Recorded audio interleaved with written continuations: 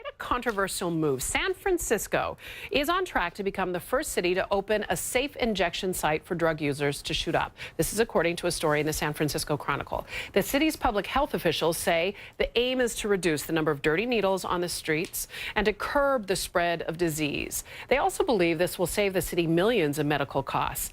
The city's Chamber of Commerce also conducted a poll to see how residents feel about a safe injection site. In the city, 67% backed the idea.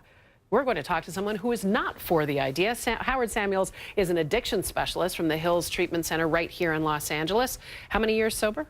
33 years clean and sober. And you never forget the number, do you? No, I don't. So what do you think of this? You think this is a bad idea? Well, first of all, it's better than nothing. Fair point. But barely, okay? What's interesting is that there's no conversation about taking addicts that are caught on the street with heroin, arrested or OD'd or on the street, and putting them in a lockdown treatment center, government paid for. But that's taking them against their will, though, isn't it? And are you allowed to do that? Well, put it this way. You go to psych units against your will when you're suicidal or creating self-destructive behavior to a degree. It's the same thing. If you're shooting heroin, you're really trying to kill yourself. I mean, take a look at the deaths that we've already had to go through this year. So this country is moving towards legalized drugs, legalized marijuana, you know, so people can get loaded. Now we're going to creating safe places where the addict can shoot dope and nothing happens to them other than their addiction. Their idea, and we've seen this in many countries, Canada among them, Vancouver is a city that is has injection sites, Norway, Germany, Spain.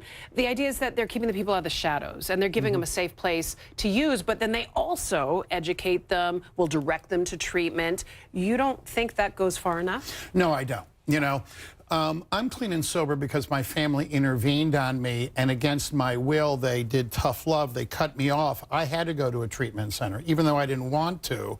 Then because I went to that treatment center, something shifted in me in that year and a half that I was locked up. You had family that was rooting for you, though. That's right. That's a part that's missing for a lot of people. And to me, society has to start rooting for the addict. We have to start rooting for them and helping them even if they don't want help, and putting them in these safe treatment centers that are lockdown units, not only to protect society, but to protect them. And you don't think that'll drive up costs? Yes, it will. But as we know, Trump says there's $1 billion for addiction. Where is it? All right, Howard Samuels, I could talk to you about this for ages. We'll have you back to talk more. Thank you very much. Thanks for being here. Okay.